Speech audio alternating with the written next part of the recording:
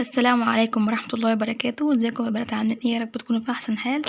النهارده هنعمل مع بعض المقلمة الجميلة الحلوة دي للاطفال ان شاء الله، بوشين خشب، وهي مقلمة مستطيلة.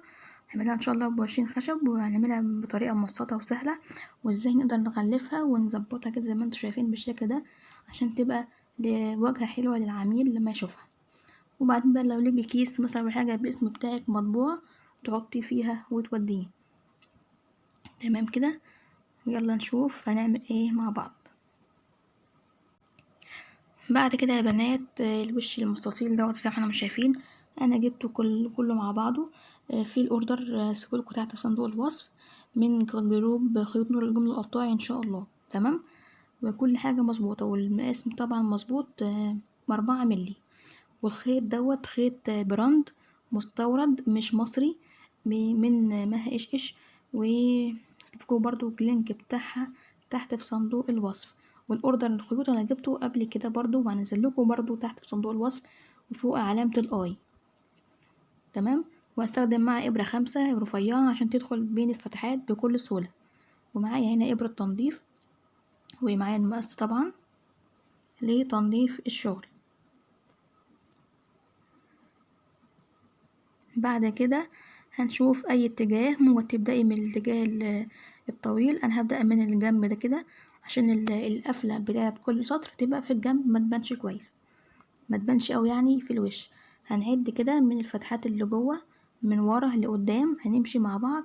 والفتحة اللي في النص هندخل فيها الإبرة وهنسحب الخيط، وهنشتغل أول غرزة حشو، أو بمعنى أصح غرزة السلسلة اللي احنا بنرتفعها، وديت بنعتبرها اول غرزة حشو. تمام كده. نظبط الخيط يا جماعة مستورد مش مصري، وناعم جدا، مفيهوش ولا وصلات ولا اي حاجة، كله سمكه زي بعضه ما شاء الله.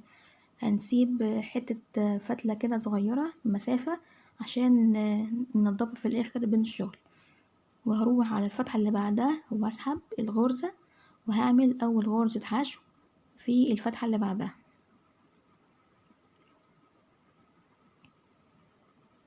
هو الخيط سمكه تخين لحد ما، بس ملمسه زي القطيفة كده. الخيط جميل وهم بصراحة.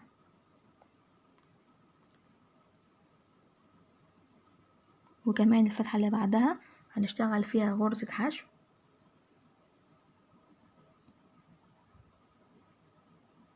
بالراحة وانتي بتدخلي الخيط في الإبرة في الخشب عشان الخشب ما يتكسرش منك، بالشكل ده كده. وكمان الغرزة اللي بعدها هنشتغل فيها كمان غرزة حشو. انا عاوزه اقول لكم يا جماعه اني عايزه رايكم في التصوير بتاعي. انا بصور بالفيديو بجوده 1080، يعني فول اتش دي. لما تيجوا تتفرجوا على الفيديوهات تبقى مثلا ضعيفه شويه فمش باينه، فتضغطوا على ال3 نقط اللي فوق الفيديو اللي شغال، وهتختاروا جودة الفيديو وتضغطوا 720 عشان الجودة بتكون أوضح. بعد كده في الغرزة الفتحة اللي في الكورنر هنشتغل، المفروض نشتغل فيها 3 غرزة حشو في نفس المكان، مش هينفع نشتغل فيها غير 2 بس عشان الخيط تخين. والسلسلة الغرزة التالتة هنشتغلها ازاي؟ هنرتفع بيها سلسلة، يعني هنشتغل في نفس الكورنر ده في ال4 اتجاهات غرزة حشو سلسلة غرزة حشو في نفس المكان اهو. الغرزة التانية بتاعة الحشو،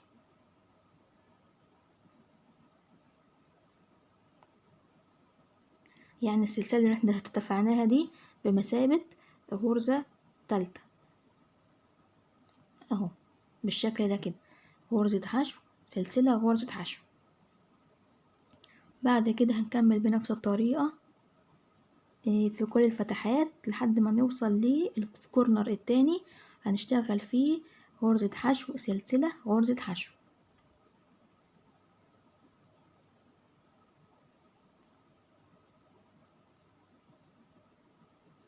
تمام كده. ونذكر الله كده ونقول استغفر الله العظيم استغفر الله العظيم. ونسبح ربنا كده سبحانه وتعالى عشان الأمور كلها تمشي، والخيط يشتغل معاك كده بسرعة، والأمور تمشي سهلة معاكي. ولو عجبكم الفيديو لحد دلوقتي اعملوا لايك واشتركوا في القناة.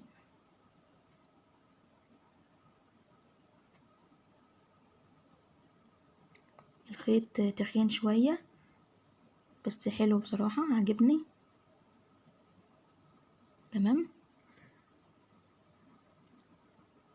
هنكمل بقى كده في كل فتحة غرزة حشو واحدة بس، ونيجي عند الكورنر غرزة حشو سلسلة غرزة حشو زي اللي ما احنا عملناها دي بالظبط، وهتمشي تكرري لحد ما توصلي للكورنر التاني، وهتشتغل فيها غرزة حشو سلسلة غرزة حشو، وباقي المكان هنشتغل غرزة حشو كاملة لحد ما نوصل لأول غرزة عم اشتغلناها. انا بوريكم كمان غرزة اهي.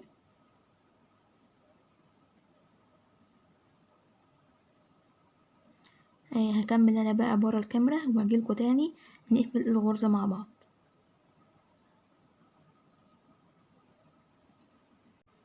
بعد كده يا بنات انا وصلت لاخر غرزة هشتغلها معاكم، او اخر فتحة هنشتغل فيها غرزة حشو. تمام بالشكل ده كده.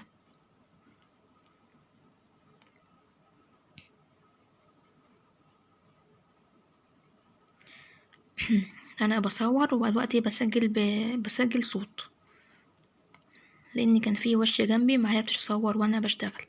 هنسحب بقى الخيط كده مسافة كده من الخيط، وهنيجي من ورا تحت حرف تحت السلسلة تحت الحلقتين، وهنسحب الخيط بالشكل ده تاني من اللي احنا سيبناه، وهنسحبه واحدة واحدة وهنطلع بالغرزة كده لورا، وهنيجي من ورا كده نضيق الفتحة الكبيرة دي شوية بشوية بالراحة عشان الخشب ما يكسرش. تمام، هنشيل بقى الإبرة وهنحط صابعنا كده فيها في الحلقة دي عشان نقفل بيها الغرزة. وأول سلسلة عملناها اللي احنا دخلنا فيها من الشغل هنخش جواها جوه حرف الفي من جوه اللي هي الغرزة الحشو السنبلة، هنخش فيها كده. تمام، نخش بقى بالإبرة، وكمان هندخل بالإبرة جوه الحلقة اللي احنا سايبينها دي بالشكل ده كده، وهتسحبي الخيط وتطلعي من نفس المكان وهتعملي سلسلة.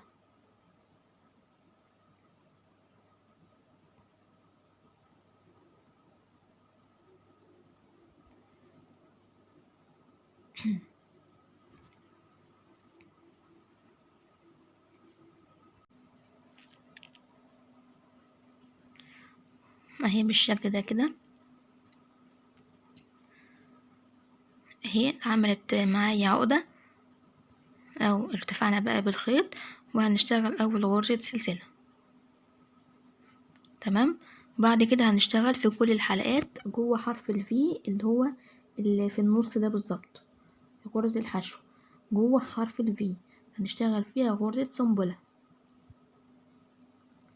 ونتأكد ان من بره برضو نفس الغرزة انها طلعت ما بين الغرزتين.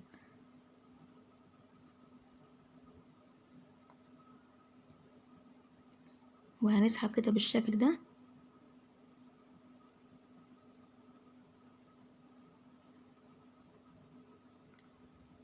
اهو كده. عملنا اول غرزة حشو السنبلة. عايزه اقولك بقى منك ما تضايقيش ايدك في الخيط، ما تشديش الخيط قوي منك. تمام، بعد كده بنشتغل فيها غرزة حشو لحد ما نوصل اللي في الكورنر.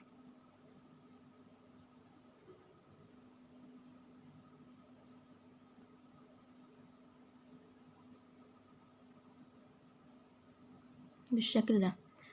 نيجي بقى عند الكورنر اللي احنا عملنا فيه غرزة حشو في السلسلة غرزة حشو.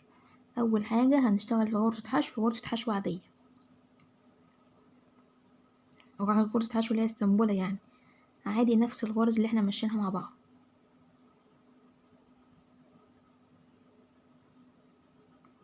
تمام كده. هنيجي بقى عند السلسلة هنشتغل فيها غرزة حشو عادية، ندخل جواها كده برضو ونشتغل فيها غرزة حشو.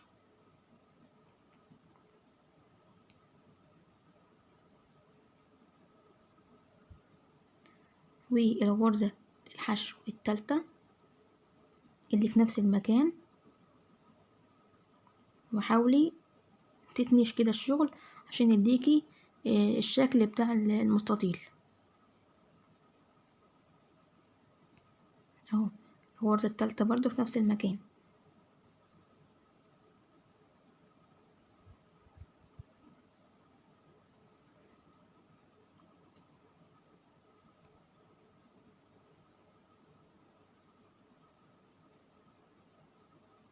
تمام كده خلصنا.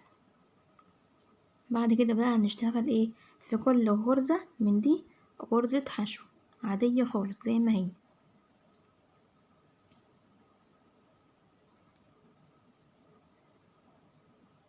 هو بالشكل ده زي ما انا بقول لكم كده.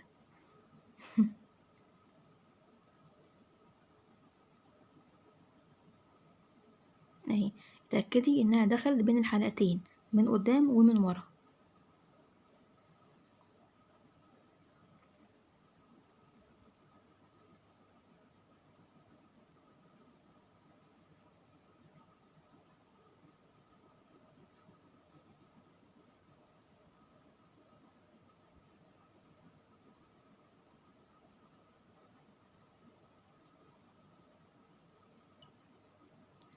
هنتني بقى كده الصف التاني اللي احنا عملناه، نحاول نتنيه عشان يديني الشكل المستطيل بتاع التانية.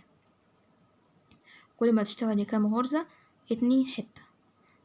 اشتغل بقى بقية الغرز بعد كده، وفي الغرزة اللي في الكورنر اشتغل فيها غرزة حشو، غرزة السلسلة اشتغل فيها غرزة حشو زي دي بالظبط، والسلسلة التالتة اشتغل فيها غرزة حشو، وهنستمر بالشكل ده لحد ما نيجي عند أول السطر. تمام بالشكل ده كده. هنيجي بقى نقفل الغرزة. أنا عملت ناحية قبل كده اشتغلت فيها 3 صفوف، إنما المرة دي هشتغل فيها صفين 2 بس عشان المقلمة ما تكونش حجمها كبير. هو زي ما انا بقولكوا كده انا عملت الناحية التانية فيها 3 صفوف، والتانية دي اللي انا اشتغلتها معاكم اشتغلها صفين. هنيجي بقى نقص الخيط، هنسيب مسافة كده من الخيط شوية وبعدين نقصه بالمقص.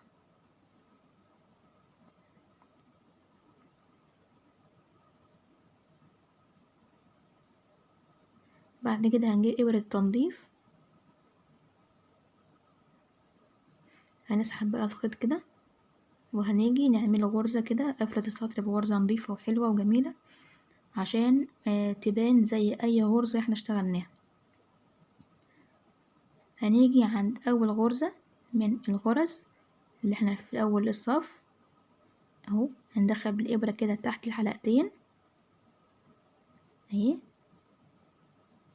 طلعنا من الخيط وتحت الحلقتين أو الحلقة والسلسلتين اهو كده بالشكل ده بالإبرة من ورا، والفتلة اللي ورا هنجيب بقى من قدام الغرزة اللي احنا طلعنا منها من الخيط، هنخش في الحلقة الخلفية وكمان في الضلع التالت من الغرزة اللي انا بشاور لها عليكم دي، هي دي بالظبط. هندخل فيها كده واهي بقت معانا غرزة زي بقية الغرز العاديين، مفيش اي حاجة في الشغل، كل حاجة سهلة. هننضف بقى الخيوط، وتحت الخيط كده خيط زيادة هندخل تحت الغرز، وبعدين هنرجع تاني نركب الوشين مع بعض.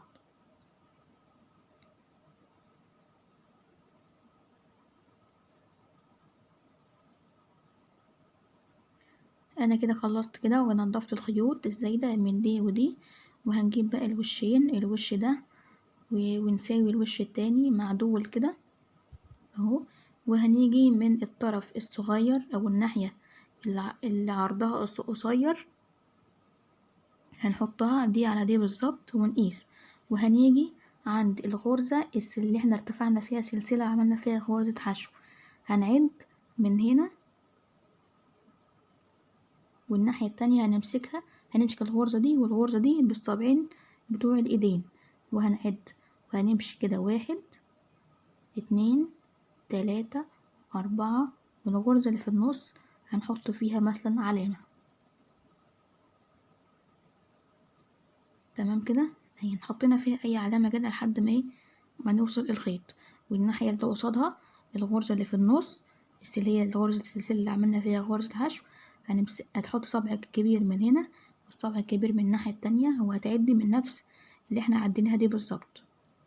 اهي 1 2 3، واللي في النص دي قصادها بالظبط هتدخلي فرق ابرة، او ممكن تحطي ماركر عليها بالشكل ده كده.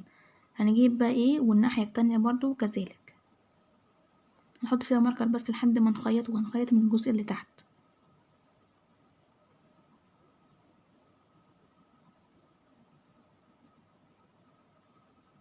زي ما قلتلكوا كده هنعمل زيها برضو ونحط العلامة. انا ما عنديش علامة فجبت الابرة ابرة الكروشيه العادية.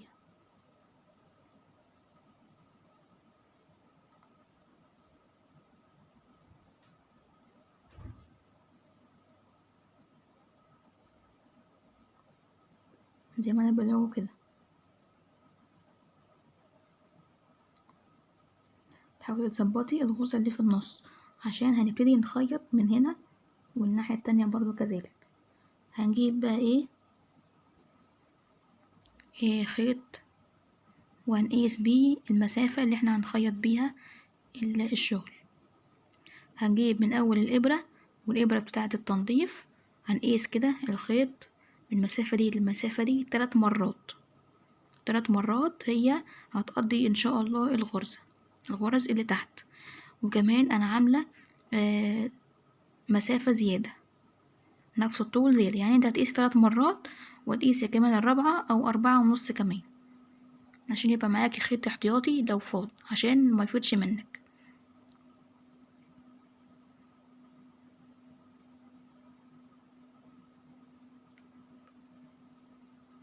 انا مش عاوزة اسرع الفيديو عشان اوريكم كل حاجة بظبطتها. هنجيب ابرة التنظيف اهي، هنحط فيها الخيط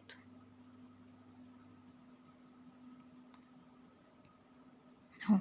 هنسحب بقى الخيط من جوه، هندخل الابرة من جوه الغرزة مش من بره، من تحت كده اهي. الابرة هتخش من جوه، وبعدين هتسحب الخيط لحد ما توصل حتة كده صغيرة، مسافة صغيرة عشان هنضف بيها الخيط اهي. سبت المسافة اهي عشان هننضف بيها الخيوط ونعملها كويس. بعد كده في الغرزة اللي جنبها او اللي قصادها على طول، لان عاملين فيها ماركر، هنسحب الخيط ونردمهم في بعض. لزيادة التوكيد هنرجع تاني من نفس المكان بس من بره، وهنروح على السلسلة اللي قصادها على طول زي ما دخلنا فيها كده بالظبط كده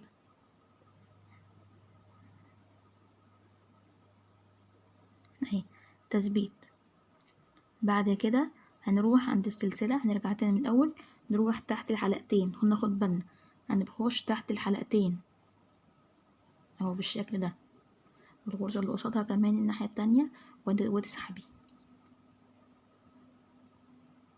حاولي تظبطي الخيط على عدلته عشان يبقى شكلها متناسق كده وحلو. وكمان الغرزة اللي بعدها، وهنستمر بالشكل ده لحد ما نخلص ونوصل للغرزة اللي فيها الإبرة اللي قصادها الناحية التانية بالظبط بالشكل ده كده، لحد ما نوصل لهنا ونثبتها زي ما ثبتنا أول غرزة اهو. هنشيل بقى الإبرة وبعدين هندخله، هنعمل غرزتين في بعض، يعني هندخلها مرة آخر غرزة دي وكمان مرة للتثبيت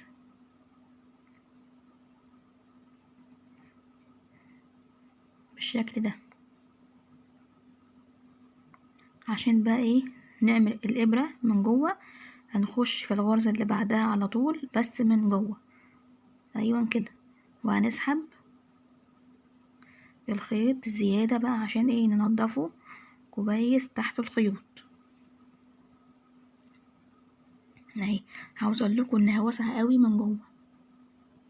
تمام، هنضف الخيوط وبعدين نجيلكوا تاني نشوف هنعمل ايه. بقت مظبوطه اهيت وكويسه وبقت 100.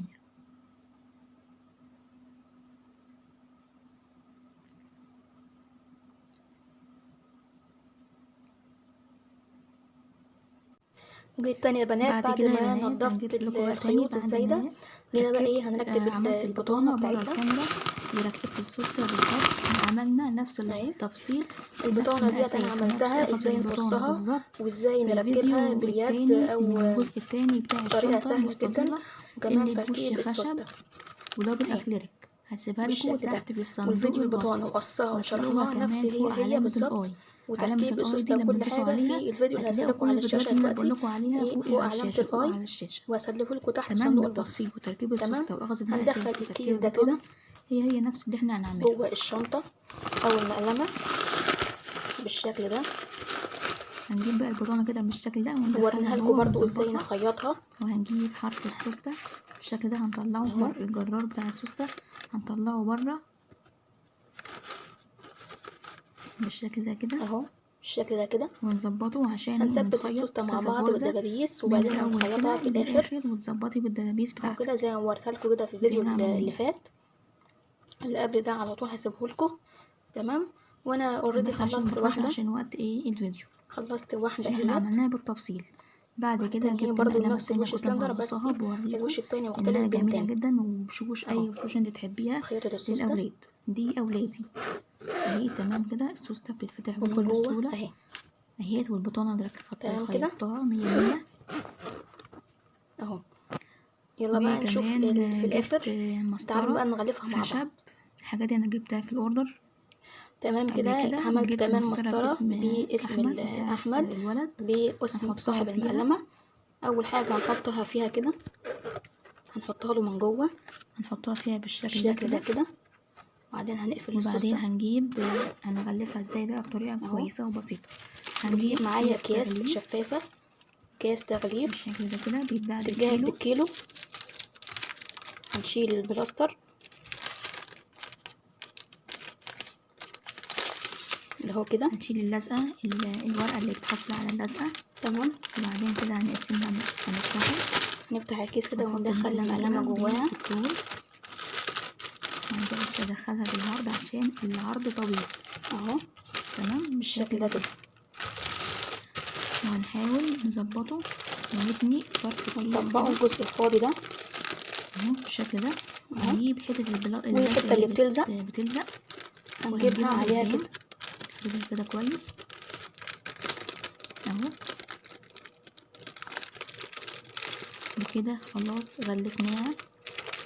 فاضل بقى المرحلة الأخيرة اللي هي نزينها بشريط الستان. ولو ما عندكيش شريط بالشكل ستان ده. في ومعايا كليم خيط الرول الرول. اسمه كليم الرول. جبت خيط هو الرول بالشكل ده اهو انا جايباه من دوت. انا فتفوتة جبته مخصوص من عشان سناء الف مدام بيه سناء بدل شرايط فتفوتة الستان، كروشيه. بيبقى حلو. جبته بصراحة قلت هستخدمه في ايه، تمام كده. قلته هزين بيه الاوردرات هنحطه كده وغلفها بدل وهنجيب الكيس عليه. خيط الستان. الستان بيبقى غالي وما هنفوت بيقضيش كده بصراحة، شوية فده احسن واشيك ونربط برضه. هتجيبي كده اهو حتة طرفين شريط اهو، طرف طويل من هنا ومن هنا. ستان تطولي الحرف هنعمل علامة شوية الاكس كده وبعدين هتعملي علامة الاكس اهي اهي كده كده. علامة الاكس اهي. بالشكل ده. وبعدين هتروحي وهنقلب الكيس كده مظبطة الحاجة اهي. وهتعملي المسافة تمام. وهنعمل هتقيسي لو بقى ليكي بقى الخيط انت كارت لوجو او سبتيه مع ليبل او الخيط اي حاجة التاني تحطيه فيها. ونقصه بالظبط تمام. اهو الخيط الطويل بالشكل ده اهو كده. ده الخيط الخيط اللي انت بتاعت سبتيها في بداية الأول هتقصي الفتلة. هنقص قصادها طولها حتة زيادة بالظبط بالظبط قصادها، كده عشان نعمل ايه يعني الاتنين هيبقوا الفيونكة زي بعض. بتاعتها اهو من اي طرف. بعد كده لو ليكي كارت او ليبل او اي من حاجة اي طرف كده هتحطيه ده فيها الكارت بالشكل ده. بتاعي او الليبل هنحطه كده والكروت انا قبل ما جايباها نربط. من جروب قبل اسمه ما نربط برنت الربطة الأم الأخيرة أنس، برنت للطباعة اهو. اسمها أم أنس وكازيون برنت للطباعة.